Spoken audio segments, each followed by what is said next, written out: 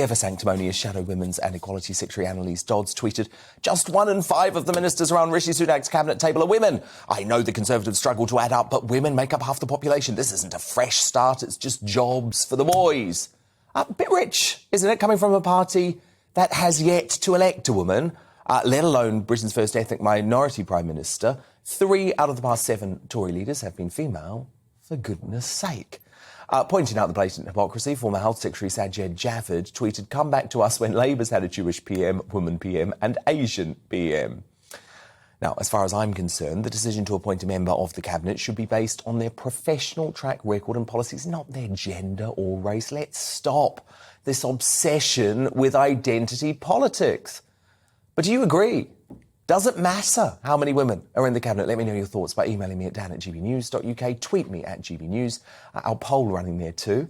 But first, to duke it out, I'm joined by the journalist and commentator Angela Epstein, presenter and actress Jenny Barnett, and the Conservative MP for Southend, Anna Firth. So look, Anna, I would say the modern Conservative Party is probably the most diverse party in the Western world. So this criticism just seems to ring very hollow to me, especially from Labour, which has a real issue with women. Their leader can't even say whether a woman can have a penis, for goodness sake. So Dan, of course, I completely and utterly agree with you. I mean, this is 4-0, isn't it, to the Conservatives? You know, we've had 3 female leaders now, and now today the first British Asian Prime Minister. Frankly, this is a very proud day to be British and a very proud day to be a member of the Conservative Party. But Jenny Barnett, you're with Labour on this, I believe. Well, I think we should live in a meritocracy, so I kind of agree with you that I think that given that you can do a job, you should do it well. The women that we have had in the Tory party, if I may say so with respect, have been useless. And Suella, I don't know, she's not a great role model. I don't think Penny Mordaunt is a great role model. I do think, though, that we have to have positive discrimination. And I think if it's between a man and a woman and the woman can pull it out the bag, the woman should get the job. Can you say that Suella Braverman is not a good role model? This is a woman who, as Attorney General, changed the law so that she was able to go on maternity leave. I mean, she is an absolutely incredible role model, isn't she? Isn't she? No, well, I don't know what went on in the 90 minutes between her and Liz Truss.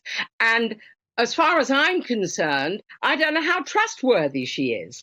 I think that the notion of having positive discrimination for people of colour, for religion, for gender, I think great. But I do not trust this woman because she walked out of a job and now he's brought her back in. None of us really know what's going on with this government. And I think putting women in a job just because they're women is not good enough for me. And I know I shouldn't really be saying that, but I think we need to live in a meritocracy. That's what I think. Angela Epstein, but isn't that the point? Isn't that the point here? Suella Braverman has got the job not because she's a woman, but because she's going to do a brilliant job as Home Secretary.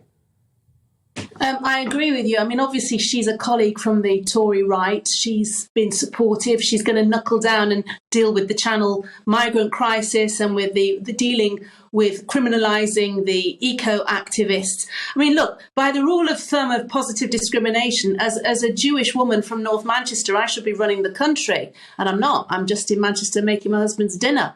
So that kind of, the economics don't, the algorithm doesn't add up there. But seriously, I am just fed up to the back teeth of this kind of tick-list, quota-filling argument about where were the women. The day that my daughter, for example, when she enters the job market, is given a job because she's a woman as opposed to because she was the best person for the role, is going to be a very despairing moment in my life. The problem is I'm not a feminist. I'm actually a non-feminist. I'm an egalitarian. I believe in everybody in the human race having an equal shot at things. And in fact, men should be part of the argument. We shouldn't ring fence thing and make it a women's conversation. We should let everybody have a fair crack at the wheel.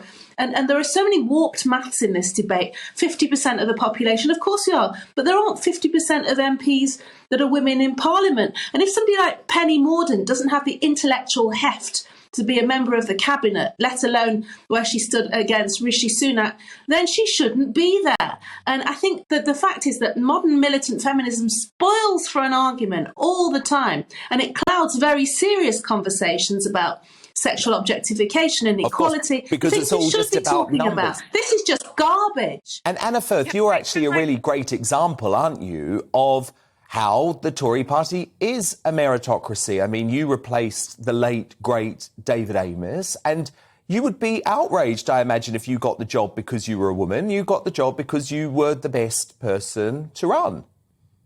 I would be completely and utterly outraged, Dan, and I would also point out that I'm actually the second female MP for the seat of Southend West, in fact. But no woman needs or feels to be a second-class citizen. I was a barrister before I came into politics. I would have been horrified if when I got my tenancy, that tenancy was given to me on any basis other than merit.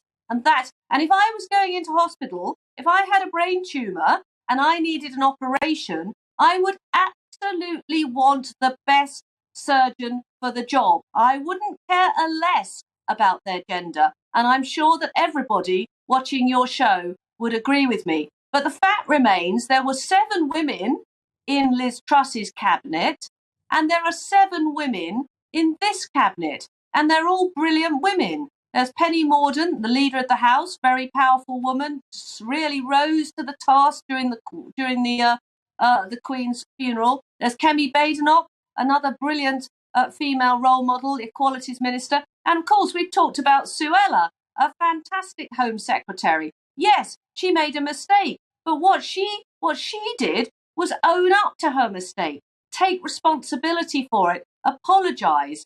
And the Prime Minister has reappointed her. That's the Prime Minister's prerogative. What's important about Suella is she is going to tackle the issues that the British people care about. Number one.